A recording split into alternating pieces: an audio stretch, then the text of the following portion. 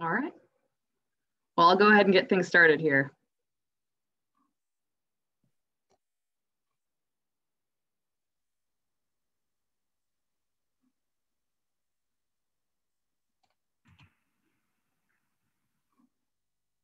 So we're just going to jump right in here this evening and get right into our windbreak planning and restoration webinar here.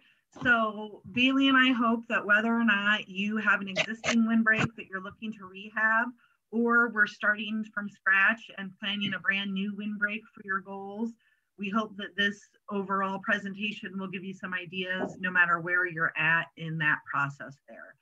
And so when we look at what windbreaks and what they provide, I think a lot of people talk about just the traditional thought of a windbreak, it's blocking the wind, but really they are so much more than that. They have a lot of different capabilities that we probably really underutilize them for in a lot of ways. And so hopefully what we're talking about tonight will give you some ideas of either a different aspect of what your windbreak can provide, or a different reason to put a windbreak-like structure in a different area.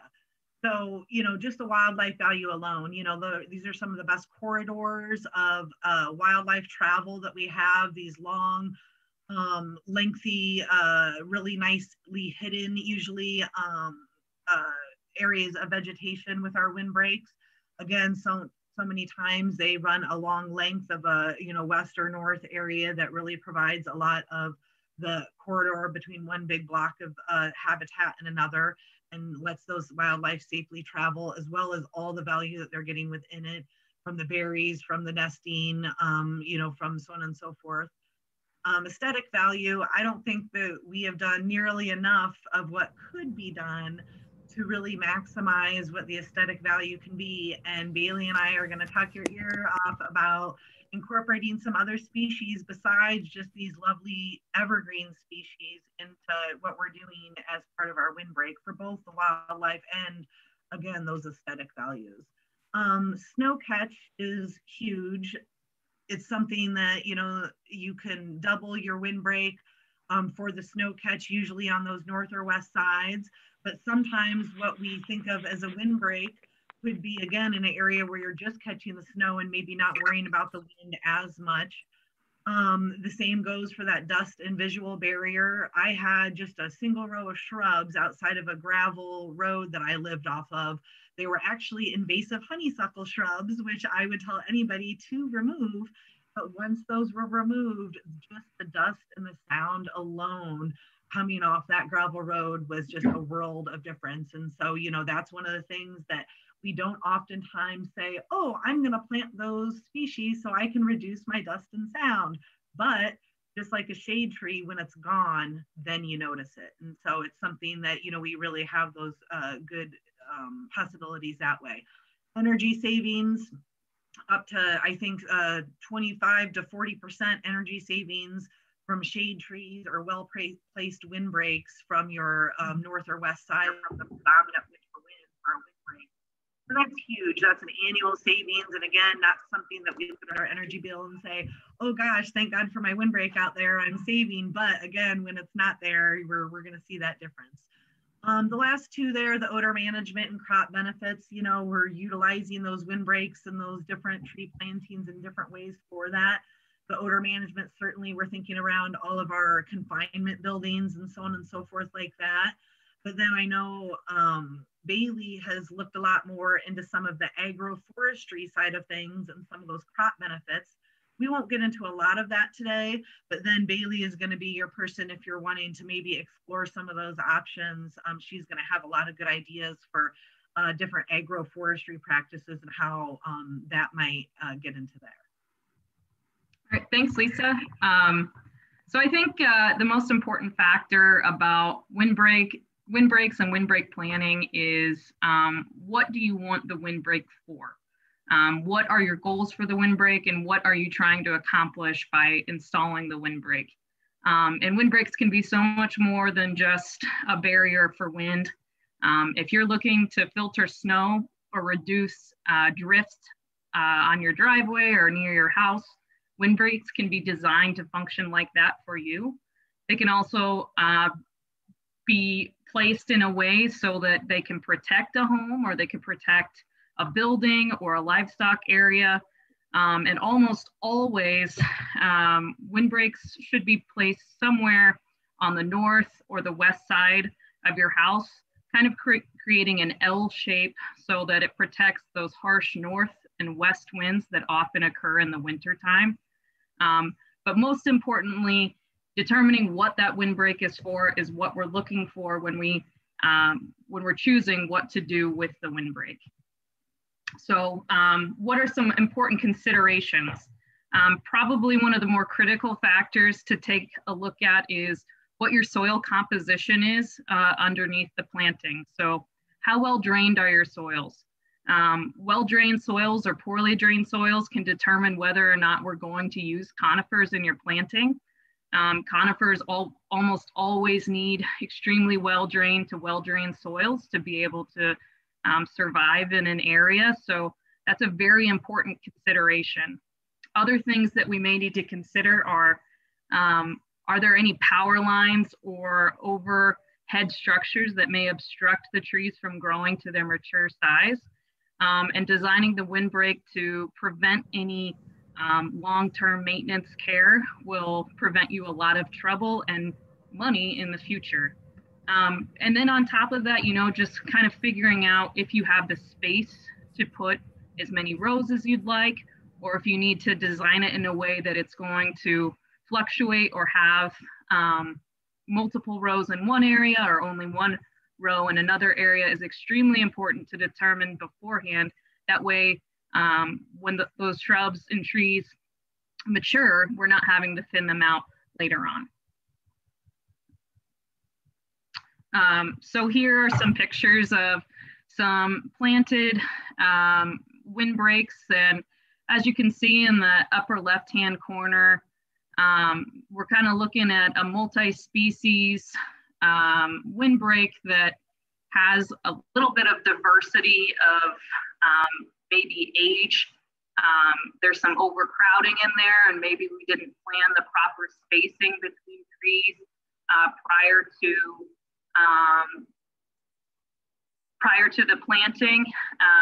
And then there on the right, you can see maybe a little bit more diversity of, they incorporated some hardwood trees, they incorporated some shrubs maybe, and that may have been because of the soil determination, and they just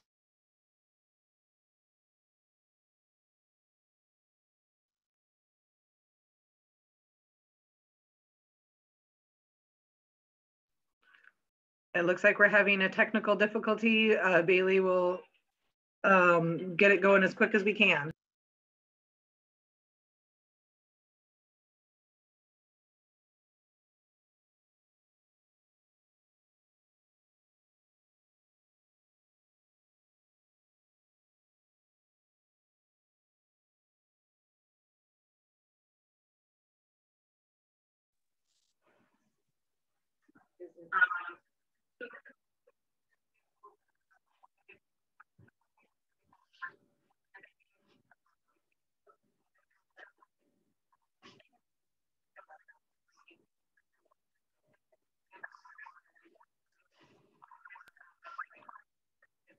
Bailey's working on something. She's either going to restart the video or try to get it back where we were by going back 10 seconds. It just stopped on her for some odd reason. So we're doing everything we can.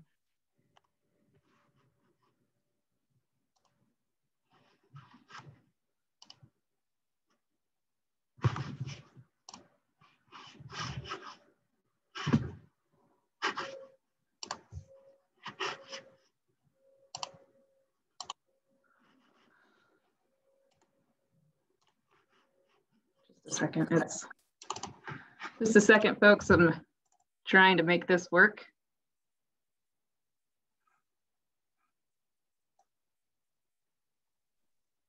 And Amy, everybody's seeing a black screen right now. If you did just join us successfully here, we're having a technical difficulty, and we'll let's see.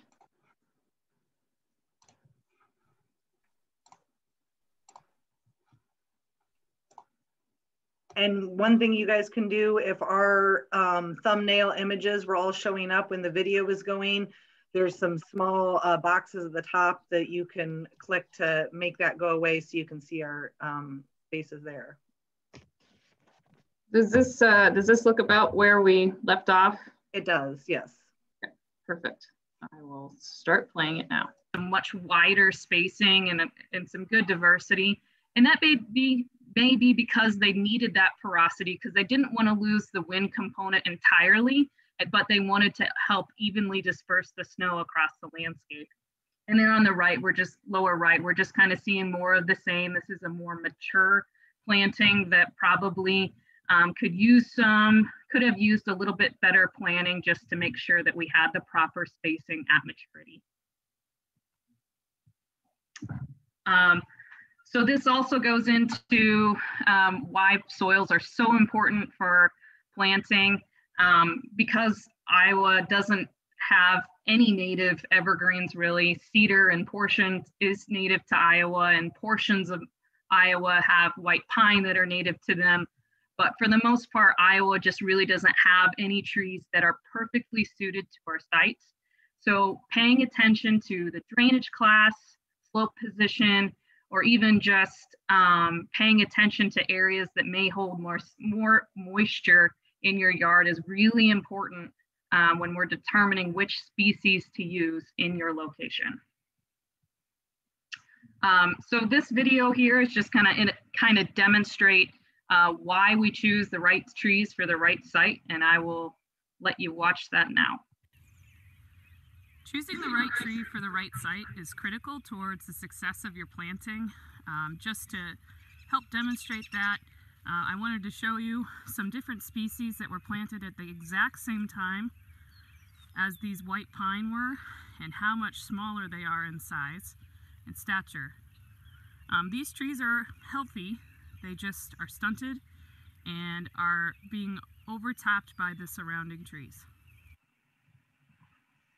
So while those trees may not have done well, there's a variety of factors that could have played into why they didn't do well. And I think, soils may have had done something to do with it, but then species on top of that, that frozen frame right there is a Colorado blue spruce, and they just don't do well here in Iowa. And then the other species, the shorter species, was a Norway spruce, and they're just a lot slower growing tree than the white pines are. Do you have anything else, Lisa? Yeah, so that when I saw that too, I had wondered if some of the spruce that get a common fungal disease that the pine don't get might have stunted that initially and had it go off slower. And so sometimes, and that is especially true, that we'll have those disease issues on those fungal issues on the spruce in those poorly drained sites. And so it might have been a combination of a site issue as well as possibly some disease issue in that as well. Okay. And so, whether or not we have a well-drained soil or a poorly drained soil, and one really easy way that you can find that out, aside from talking with Bailey and I about the exact soil type that you have, which would say each soil name has a moderately drained or well-drained or poorly drained association with that. But a really easy way of doing that is simply to go out and dig a hole in the area that you're going to plant those trees, fill it with water, and see how long it takes to drain. If it takes 24 hours to drain, you have a very poorly drained soil. If it takes 2 hours to drain, if we're not starting with saturated soils on a spring rainy day, then you probably have a better drained soil. And so that would be a way that you can even start that process to know what you might have and what might be suited. But even if it's not evergreens or they're not as suited evergreens, it doesn't mean that you won't have any evergreens in your windbreak. It just means that they might play a smaller component overall. And what's nice about that is if we are interplanting different species, we get to see what works out best and what happens best. So even it's been plenty of times that my soil chart has told me that the soil, that the tree was not suited there, but I can see a species of that same type growing right nearby and perfectly happy. And so our soil charts tell us a lot, but also putting that diversity in the ground and seeing what does best and then being able to thin from there gives us all the options in the world moving forward. And so for those, and as well as those insect and disease considerations, we don't know what the next emerald ash borer is going to be. As I mentioned with the Norway spruce, they get a certain type of fungal issue that the pines are not susceptible to. And so breaking up for your species between the evergreens themselves or between evergreens and deciduous trees as well as shrubs, giving that best diversity is going to have you best set up and protected for any insect or disease issues that we might run into.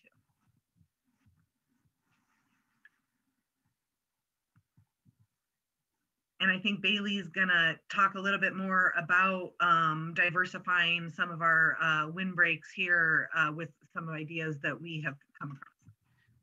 Yeah, sure. So here we're just kind of discussing that same thing that Lisa was, and how diversity is critical towards the success of your planting. Generally, the recommendation is the number of rows that you have, that's as many species as you need to have in your planting for it to be successful.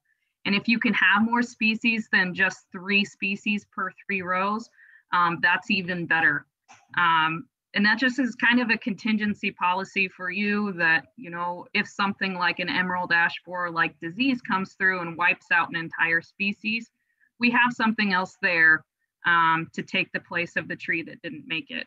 And that's not to say that, you know, we expect anything like that to happen, and we're not hopeful for the future, but if we can create or allow for that kind of contingency policy now, then we might as well plan for it.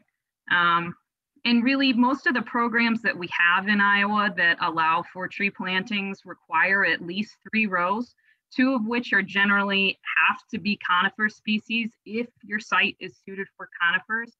And then the other row would be a shrub species. And why that is important is that shrubs can provide so much more opportunity for wildlife and even aesthetic value if given the chance to plant them.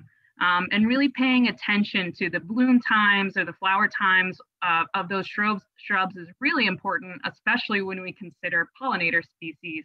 And I'll lean really heavily on Lisa for the pollinator questions because she's done a lot of research in that field. And I just think it's a really important component to consider when we're planting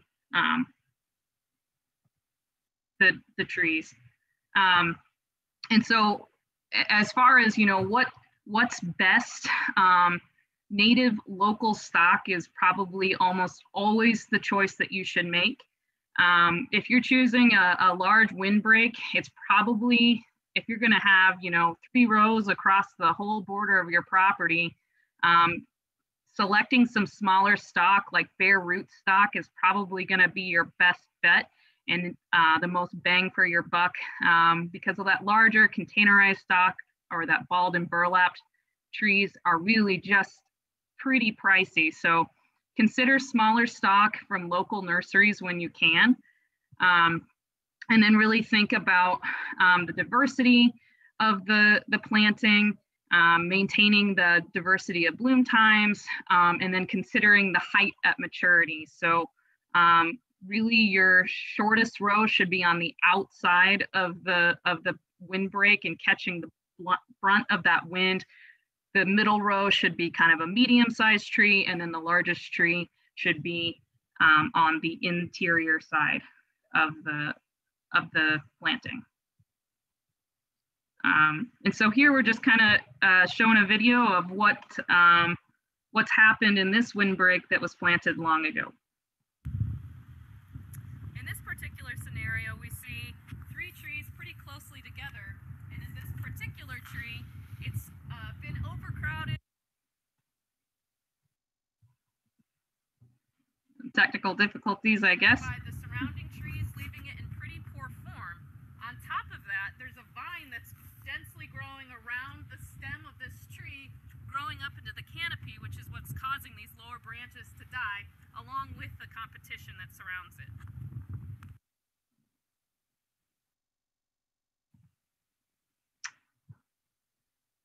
So when we talk about incorporating shrub species, you can get a lot of different textures and colors put into the windbreak. And just in this slide alone, you can see the variety that we can intentionally plan for. You know, that kind of upper left-hand screen, the upper left-hand picture is likely a high bush cranberry. We can't exactly remember which species was which there, but that's a high bush cranberry is going to have that beautiful white bloom, as well as that central picture there, which we believe to be either a choke cherry or viburnum. But then there on the right, we can really diversify that color with a red bud that's got that beautiful purple bud in the early springtime. And then just thinking about berry-bearing shrubs like the one on the lower left-hand corner, that is a nanny berry. And then again, another really beautiful and severely underutilized tree, small tree here in Iowa. And the lower left-hand corner, that is a serviceberry that I think could provide a lot of nice texture and color to your windbreak. I'll give it to you, Lisa. So when we are thinking about laying out that windbreak, some of those really general things that pretty well everyone should ideally stick to, if possible, no matter what the size of your area or what you're trying to do. The first one is pretty darn important because what happens as, and we'll get into this a little bit more, but as wind or snow is pushed in to your single row or however many row windbreak that you have, what it is basically doing is it's getting pushed either up and over or filtered through. And then you always have a lot of deposition of snow on the leeward side, quite a bit out on the interior of the windbreak. Or in the case with wind, the wind is only pushed up and over so far before it comes back down again and is affecting you again. And so the spacing away from your house or structure is really important. If it's going to be like a single row, you really need to be pretty far away, like that 80 or 100 feet if you're talking about a evergreen, a maturity, as far as that goes. However, if you have multiple rows, and that filtering or slowing down can happen over multiple rows as it gets closer and closer to your house, that closest row could be 30 or 40 foot away from your house if you have those multiple rows to account for that. So it's not all just dumping the wind and or dumping the snow and increasing the wind in the exact wrong spot. As far as power lines, you can see in the lower right-hand corner picture there, you know, those evergreens when they were planted, they probably seemed forever away from those power lines, but at maturity, they have to get cut back every year by the power line company, who does not always care what they look like when they have to get their right of way in there. And so really, you know, knowing what our mature size is going to be of all those things, and definitely at mature size, staying that 20 to 30 foot away from those power lines so we're not dealing with that issue in the future. I think Bailey mentioned this earlier, the third point, the L shape is more desirable than one leg, i.e. instead of just putting it on the north or west side, you put it on both. And we'll show visual later that shows that how much more actual area is being covered by the L shape versus just the one single side or leg of it there. And as we've already gone through, the spacing of the row and the species within those rows are a lot based on your goals, what you want those aesthetics to look like. Are you needing snow catch as well as windbreak? You know, so on and so forth like that. The layout should ideally have a length of 10 to 1 for the height. And so what we're saying there is if your height is a maturity is 50 foot, ideally your length of your windbreak is 10 times that. So help me, is that 500 foot or 1,000 foot? But yes, you know, that 10 to 1 of length to height is there. And then let's see here, 2 to 5 times the height on the leeward and up to 30 times the height on the windward for the protection zone. And that we're going to get into that in the next couple of slides, showing just that. And so what we're looking at is here again, the protection zone. If you look at the top portion of this visual here, what we're looking at is the wind is slowed the most in that immediately leeward side. That 5 to 8 times the height of that windbreak is the best protected. And then it gets a little bit less protected as you move on, you know, further and further, but it's still a fair, decent amount there. And so again, what you're looking at is a relationship between the distance from the windbreak based on then the reduction in wind speed. So again, 30 times the height away from your windbreak, you're barely slowing down the wind at 4%. Where just right on the leeward side of that windbreak, that's of course where your most bang for your buck is. And here again, if we're looking at 5 times the height of those mature trees, you are looking at quite still a ways off that your house could be while you're still getting all that good protection. And this just better describes again that protection zone. If you just have the one arm of your windbreak up at the top triangle there, that's just showing that the protection zone, if your house was in the middle on the words of protection zone, you would be good to go. But if your house was near the north arrow or anywhere outside that blue triangle, we're really getting a lot less of the value from that we are wanting.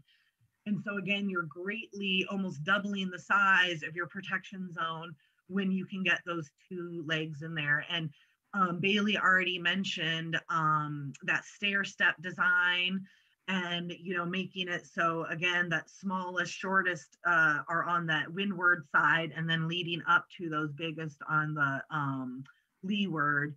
And then the second point there, completely surrounding the protected area equals the stagnant hot winds in the summer months. So again, you are not wanting a complete circle or square around your building. You're really looking for that, just that north and west side. Otherwise, you're going to be trapping the winds that we don't want to trap in those summer months. So here we are in a white pine windbreak. Right next to me here is a white mulberry that's starting to approach into the planting, as well as some wonderful multiflora rose behind it. Right now is the time to treat it, because if we let this go on too much longer, this tree will actually outcompete the white pine behind it and start to kill off some of these surrounding limbs. So coming in and cutting this off at the base and treating it with an approved chemical herbicide will probably be beneficial to do now while it's still young and not competing with the surrounding trees. So there was a little bit of wind in that video, but really what we were talking about is just maintaining the tree planting and making sure that we're clearing out any of those invasive pests or invasive species that might come into a windbreak when they get there. So again, just to talk about, you know, bare root stock versus potted stock, obviously the most bang for your buck. And if you're using a large windbreak, we're going to want to probably steer you towards the bare root stock. That's going to be significantly cheaper than if we use that potted stock. Now, the bare root stock, just because it might take some more time to establish that the desired conditions of what the windbreak can provide, we may put those at a little bit narrower spacings so that we have the quickest turnaround for the function of the windbreak. But that may require some thinning down the road. For potted stock, because of the expense and just its utilization being a lot quicker turnaround for the purpose of the windbreak, we might be able to use the spacings that are a lot closer to what they would look like at mature. And again, just to reiterate kind of what we've already been talking about, really pay attention to that spacing between rows and within rows by taking a look at the mature height and space of the tree. And you can definitely save yourself a lot of headache in the long term if you think about that during the planning phase. So and this picture just really kind of illustrates a little bit more of what Lisa was talking about in the previous slides, and how that reduction of wind speed can be achieved even with shrub species that might more quickly establish their mature heights early on. So there, if we just are looking at the speed of the wind and the 5 times the height, we're still getting a pretty significant reduction of wind speed, even with a shrub that may only be 5 or 10 feet tall. So it's not a very clear visual, but definitely something that I think is underutilized and not often enough considered when planting a windbreak are those shorter species like shrubs. So I think I'm gonna talk a little bit about when it's appropriate to get the trees in the ground for all bare root trees and potted stock. And conifers really in general, I prefer a spring planting. And most all of the rules say we need to be planting conifers in the spring. And this really just allows us an entire growing season to pay attention to that tree and make sure that it's getting established. If we see anything weird going on, like browning or loss of needles, we can take the appropriate course of action during that time to make sure that it remains healthy. If we're planting hardwoods, I'm really okay with planting those in the fall time for bare roots, but we can do those again in the spring too. But I think probably when we're considering which rootstock to use, thinking about that probably about 1 year in advance so that we get all of the material that we need at the time that we're ready to plant it. That's probably the best course of action, just to ensure that we have all of that available to us. And I think here we're just looking at, that's Lisa there in the upper left, and they're getting the trees in the ground using a tree planter. And Lisa, do you remember what you were planting that day? That was all bare root hardwoods. We were doing that as part of a pollinator planting. So there was also some shrubs in there. But the evergreens, you know, would go in. They actually have even more fine roots than a lot of our hardwoods do, and would go through a tree planter like that even just as easily, if not more easily. So. Okay. And so when we started talking about, you know, getting some new trees in the ground and starting either adding, whether we're adding to an existing windbreak or starting that new one, we really want to look again at that long-term success. And, you know, we talked a lot about, you know, how we're setting up and taking a lot of time to determine our goals, determine the spacing based on what trees we're going to use and the soils and so on and so forth like that. But one of the other most important parts of this success is really getting that site prep and that planted in the ground correctly to make sure that we can continue on with all the other stuff that we'll need to worry about. And so the grass and weeds are extremely competitive with any tree growth. A lot of our grasses, if we get a 1/4 inch of rain, they're taking up that 1/4 inch. Our tree roots are below that. And so what we have is wherever we have grass growing right up to the base of a tree, we are going to have a lot less resources getting to that tree. And maybe that's not so important in later on in the tree's life, but in that initial planting stage, it's extremely important to get them again off to that good start. So we're ideally removing those clump forming grasses. So let's say we're starting from my yard in my green Kentucky bluegrass or whatever it is that I have in my yard. Actually, it's for clover and creeping curly if you've ever seen my yard, but let's pretend that I have actual grasses in there. And so I would actually want to go in before my time of planting and get those grasses controlled. I could use a broadcast chemical like a Roundup to spray out the strips in the areas that I'm going to be doing, or I could wait till the time of planting and use a combination of chemicals to spray at the base. Now, if I'm going to plant evergreens, spraying the chemical after the evergreens are in the ground are a little bit more dicey. And so then you could use something as simple as a piece of cardboard or a stovepipe to guard against your tree with your sprayer in one hand and the guard of the cardboard or whatnot in the other. Or we could do that spray before the time of planting, again with that broadcast kind of spray. After the trees are in the ground, we're going to want to continue that herbicide annually. Or if you don't like the look of a bare ground around the base of your trees for the first few years, you could mulch. That looks really nice, but it's just not practical when we're looking at, you know, those bare root seedling with a lot of frontage to it. You're not going to mulch, you know, 1,000 trees. You're going to mulch 10 trees. And so that might be the difference. Mowing, you know, if it's extension of my yard, I'm probably going to mow in between those trees until they're big enough to grow in between each other and I no longer can even get my mower in. However, if it's in the back area where it's not really something I look at all the time, we're just going to mow for the first 2 to 4 years, depending on the growing conditions and what other cover is out there. But mowing is definitely important for at least the first couple, 3 years for any of those. It might be more. And then we're going to talk more about thinning also, but just again, you know, it hurts to do it if you've planted every one of those trees in, but it's going to hurt a lot less to do it when they're small and you still have good trees on either side than if you have less desirable ones to choose from because we've waited too long to thin.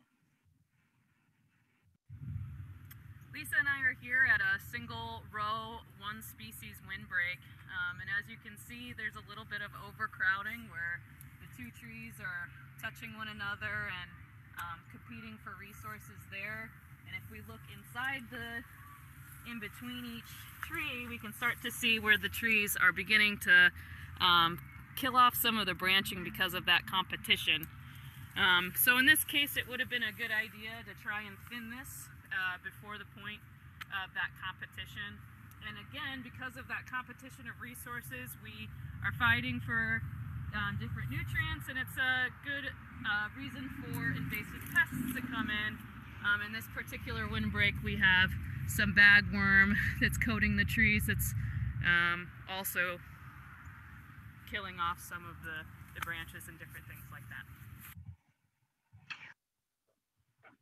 So yeah, so just, you know, to reiterate kind of what Lisa was talking about, that maintenance, maybe mowing between the rows. There on the left, you can see that they've maintained those rows by mowing, and on the right, they've used chemical in the past, but it may, you know, even there on that right picture, we may need to come back in and spray again, or try to get some of that competition out of the way. So windbreaks, just in general, you know, you're gonna have some work associated with it. You know, just paying attention to the windbreak, and if a tree is diseased, getting it out of there as soon as possible is probably gonna save you a lot of headache and hopefully prevent any of those surrounding trees from needing to be removed or replaced as well. It's just a good idea to walk through your windbreak, plan a day each month in those establishment years to go through and see how they're doing and take notes of any unusual things you might be seeing, and pruning out some dead limbs, or ensuring good form of the trees so that there's just one central leader coming up, and just making sure that they have all the things that they need to survive. Are they competing for resources? Are those lower branches touching? Am I starting to see some of those interior branches die back? All of those things can help you give some longevity to your windbreak and prevent further issues long term. So this slide here is just some videos of what it looks like before and after a thinning. And so there on the left is a tree, 3 trees, and on the right is just 2 trees, but we'll go to the video so you can see for yourself what it looks like before and after. Here we're looking at some overcrowding. I just wanted to illustrate to you what it looks like before a tree is thinned out of an overcrowded position and what it looks like after. Here we are in the same position as we were before the tree was removed, and now you can see that void space with the stump where the tree has been removed. And notice that those surrounding trees have already filled that space with their branches and are occupying the space where that tree once stood. So, you know, just a case for what it looks like to thin and what that can mean long term. There on the upper left of the screen, you know, we're starting to get that competition, and we really need to consider if it's appropriate to thin or not.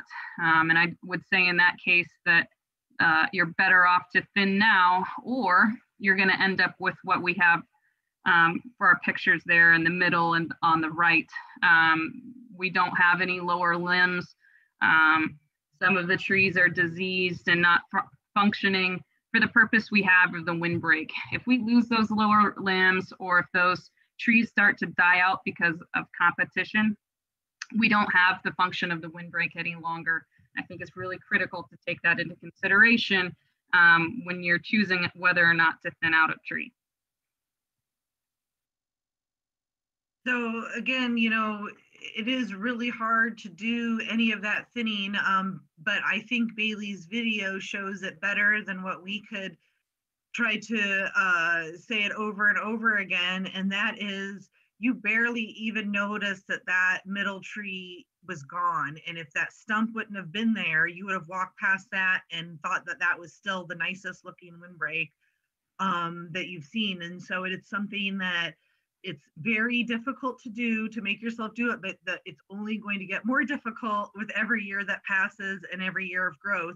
And what would have happened in the case of Bailey's video with those relatively young white pines, if she hadn't have taken out those branches that today, when she took it out, were able to respond and really fill in that space, would have been gone. And unlike a hardwood tree that can grow back branches from where it has previously lost them, evergreens do not do that. Once that branch is gone, it is gone. And so any amount of sunlight that you introduce later will not change that evergreen to put on new lower branches again. And so, you know, but in the case that we maybe thinned out, but we did wait too long, maybe there's an opportunity to fit in an additional row.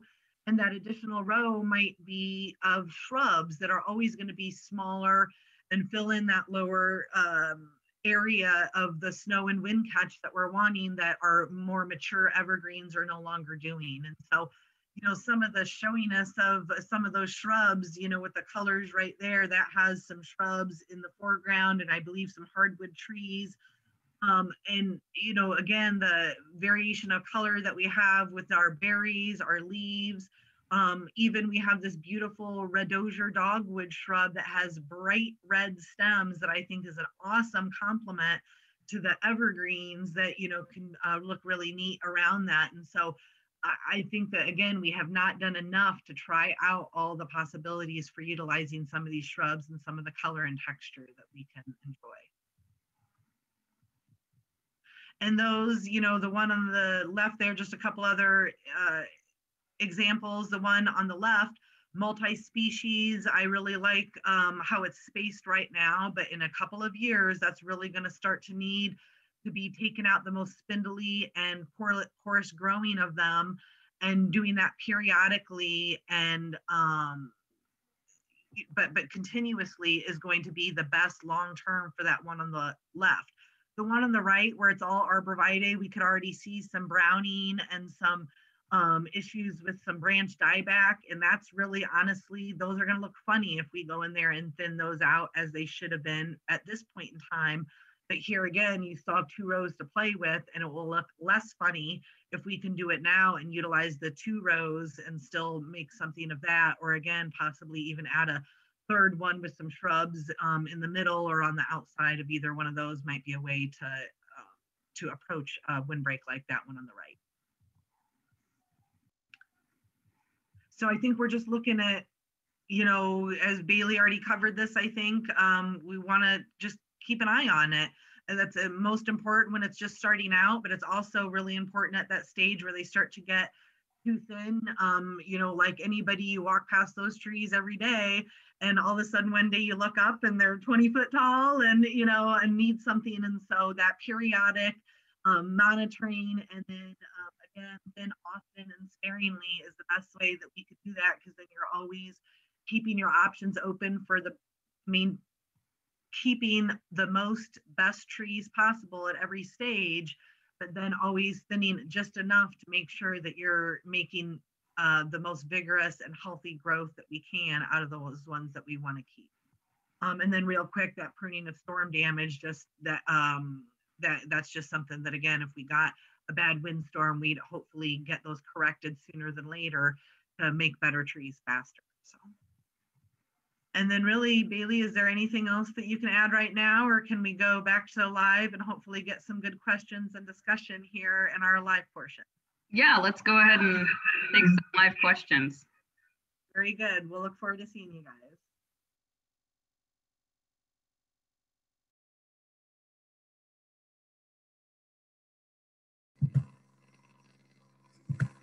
Looks like you guys have some great questions in the comments, and we'll have Lisa and Bailey work on that. So first question, on the 10-to-1 length to height, is longer okay?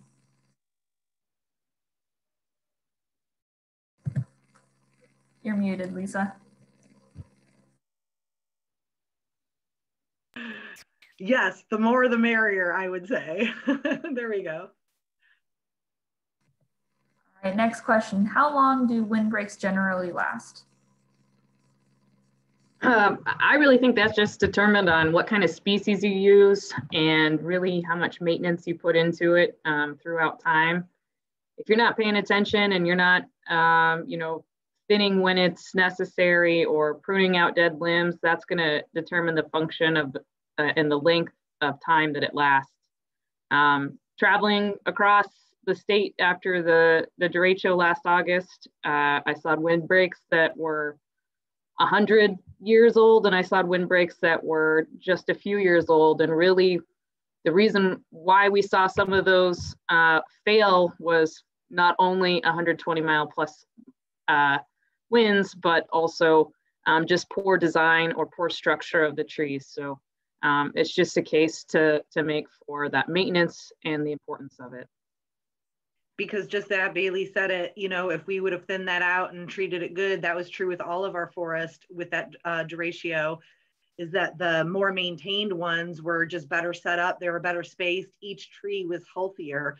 And that's what you're really looking at in those big kind of events. And so, but yeah, easily 50 to 70 years on, I think, average, you know, what I see around just driving around for a lot of our evergreen species die out around 70 to 80 years, and the shrubs maybe are going to top out sooner than that at 30 years or so.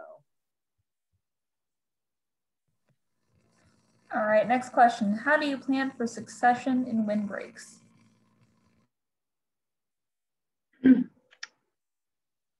There's a go ahead. Yeah, because sure. There's a couple of different options for that. There's some ideas of out of Nebraska. The University of Nebraska Extension Office has put out some good information about phasing windbreaks so that you get 3 rows established year 1, let's say, or maybe just 1 row established in year 1, and then 10, 15 years down the road, you're doing an additional 1, 2, 3 rows, whatever it is. But really, when you're thinking about succession and that kind of planning process, determining which trees to remove so that you're not injuring any of the surrounding trees once you remove maybe the mature trees to start continuing that process is really probably the most critical factor in that succession. You know, one thing I'll add to that is I see multiple row mature windbreaks, but that middle row in one of the videos that Bailey was standing in, where she was showing the white pines, where there was one that was very poor and losing all of its lower branches, we could have walked into the middle row and that was pretty much completely bare. Those trees weren't really doing anything. And even if we could have started a thin in there and got some shrubs introduced, you know, even if you have the same amount of space to work with, just that thinning, you know, those ones that are no longer serving their purpose there, I think is fine. And I'm going to go back. We had a, how big of a hole do you recommend for the planting? And I wanted to address a couple things with that. So to plant a tree, they say that the hole should be absolutely no deeper than the exact roots are. And what you have at the base of every seedling is going to be a taper and just a very slight, about inch wiggle room between where that taper starts of going to the root and where the first hair roots start. And you have about an inch for the depth. And so you don't want to dig too deep of a hole so it backfills or settles and then sinks it in there. So only exactly as deep as you need it for the root or the potted tree. And then twice of the width of the root is the recommended. And so for our really fine hair root of a pine or that, you're not going to need more than 1.5 feet of width for a bare root white pine. And just add even a potted one, if it's not really super fibrous, you're just going out, you know, 6 inches to 10 inches on either side of the pot to give it a good start. Most of our roots are actually a lot more lateral than down. And so that's important there, that we're giving them that good space to get into the sides. All right, got a couple of more questions. Are any of the evergreen shrubs suggested for Iowa? They seem to do well and are thick, or is the main guidance to stay native? I think there's probably a lot of shrubs out there, some of those special varieties that you find at landscape centers and things like that, that myself and maybe Lisa just aren't familiar with, but certainly there are plenty of evergreen shrubs that do very well here in Iowa. I would just be careful to, you know, pay attention to which zone they're recommended for and make sure that wherever you source those shrubs from are hopefully locally grown. We get a lot of things from the southern US or some of the warmer states where they just maybe wouldn't transplant quite as well. So just pay attention to that. But almost always the safest bet is to stick with something native because they're adapted for our soils and our weather changes. So that's probably what we're always going to stick with is native. And I know one, like a shrub, you know, like the yews that everybody has out front of their houses, but I have never seen that in a windbreak. And, you know, there's a lot of evergreen species that are very susceptible to winter drying, which is basically they are respiring all year long, letting out that water, but when we're in frozen conditions and they're not able to uptake any. And so there's actually only one evergreen that is native. Did we already say this, Bailey, to Iowa? And that's just the cedar to the entire state. And then of course the white pine. But yeah, there isn't any native evergreen shrubs. So we'd sure like to see some of the color in that. And then Arbor Vitae, some of the globe or different shapes of the Arbor Vitae. Here again, it's not native, but it is one that is used a lot. And you can get that in different low or globe or kind of shrub forms if maybe you're looking at that. Okay. I was hearing on the news this spring was not going to be a good year to plant trees due to the 17 years of the cicadas. What is your thoughts on this? And is there any way to deter the cicadas from feasting on your new trees? I had just seen a map of that and it looks like all of it is going to be in the eastern side of Illinois. That might be the closest to us of this 17-year cicada. But I don't think that I would change my planting plans otherwise. Just, yeah, there's nothing, a whole lot we can do, you know, because we of course have 5-year outbreak, you know, there's all kinds of different outbreaks. We're just going to hear a lot about the 17-year one.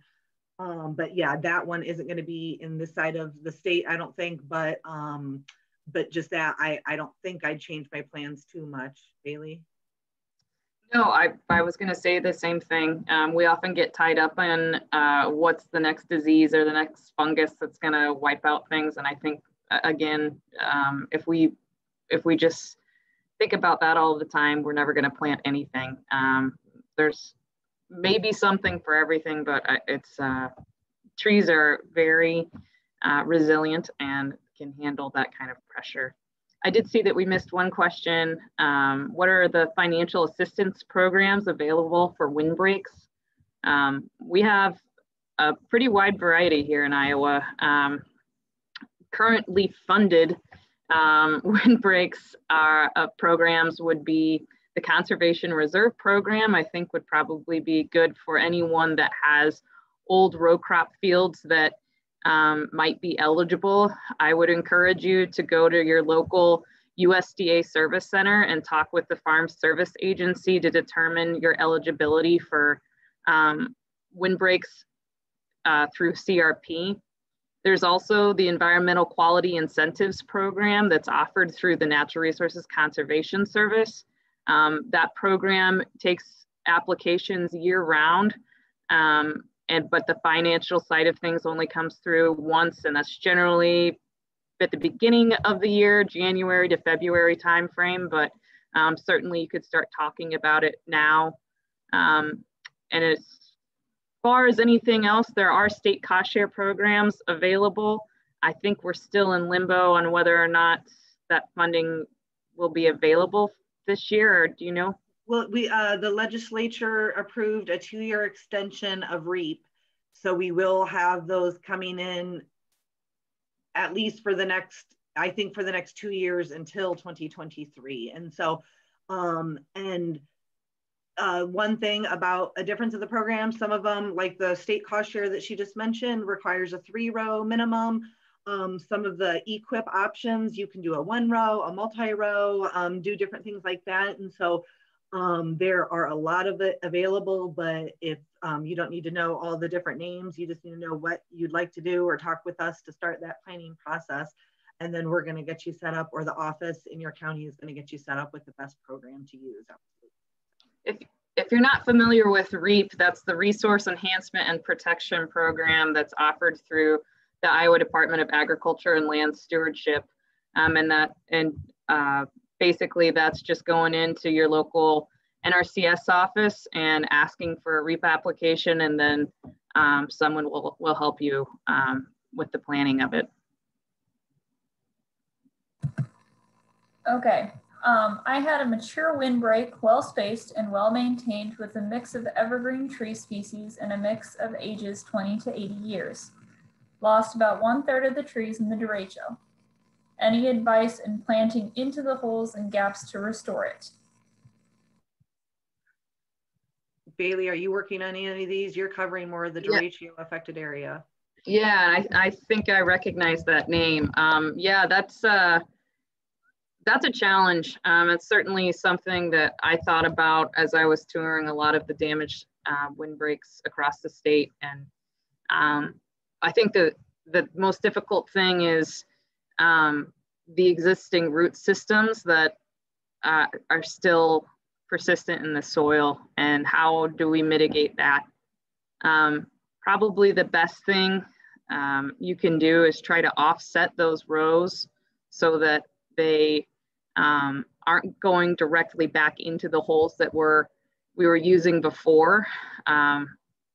It's still probably going to come with its challenges. Unfortunately, that's just something we're going to have to battle. But I think with different tools available now, like stump grinders and things like that, you might be able to break up some of that those roots and stumps enough to be able to get something like bare rootstock into the ground. You may not be able to use big plant balled and burlapped or containerized stock, just simply because that soil is just impenetrable. But yeah, go ahead, Lisa. I was just going to add to that, looking at what you have left, you lost about 1/3, Rodney. With the 2/3 that are left, is there maybe some that did hang on, but just by the grace of, so maybe even looking, is there another small opening you can even make with the still existing trees left to get enough sunlight in to maybe get another few, because of course we're just needing the sunlight. And if your holes are in the middle of your windbreak, they're only going to get, 4 or 5 hours at the most. But then, with the shrub species, there's a lot of different sizes. Some of our shrubs are topping out at 20 and 30 foot. Some of them are really staying at that 10-foot height and spread.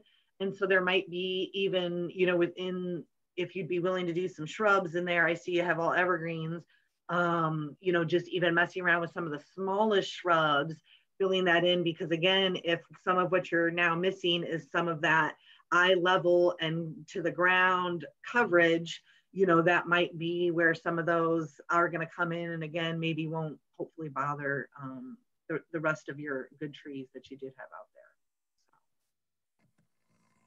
All right, how are you taking into account climate change in the windbreaks you're planting now? Do you think we'll be planting warmer adapted species in Iowa in the future? I do, and here again, that's where we're sticking to our natives as much as possible and the diversity, because we just don't know what is going to do well or not. And it's not like, again, see, if we're coming from up in Missouri or down in Missouri, cedar is our biggest tree that we're going to have. But yes, I think that we need to be thinking about that. And again, for the diversity, for looking at slightly southern zone species here in the banana belt of Iowa, we really are almost in that different Missouri zone, it's right at that cutoff there. And so, yeah, I think we need to be planning for that. But again, if we're maintaining a diverse and healthy, planting, that is the best defense we're going to have from anything from the derecho to climate change to anything else that might come.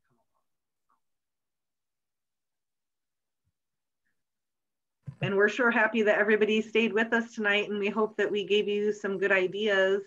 Did we get all the questions, I think, Samantha, that we had? We have all the questions on chat. If there are any others, please pop those in quick. We are coming up to that, or we have passed the 1 hour mark, so we'll be wrapping up here. But again, if you guys have any questions, pop those in the chat real quick. And Samantha, are you able to unmute if anybody wasn't able to, for some reason, put it in the chat? Yeah, but I think we're getting there. Okay, very good. Well, just that, we're very happy that you joined us tonight. We thank Extension. We love partnering with you guys. And if you have not checked out ISU Extension Forestry, that is a website that has oodles and oodles of resources, including some windbreak planning and restoration, different documents that are really helpful, as well as some different ID. So you can learn all your different evergreen species and do that. And so please check that out if you're looking for any additional resources. Bailey and I got a hold of Samantha. We didn't do a slide where we put our contact information up, but if anybody were to contact you, if you just pass them right along to us or pass us along to them, either way, if anybody can't get a hold of us, but both Bailey and I are listed through the DNR website through the private lands program, and then any government service center knows how to track Bailey down in a 24 county area. So if you registered before noon yesterday, you would have received an email reminding you guys about today's windbreak session, so you already have my email. So if you have any questions, you can shoot them to me and I will forward them on to Lisa and Bailey. Great. Thanks everyone for participating tonight, and yeah, let us know if you have any questions. Thank you.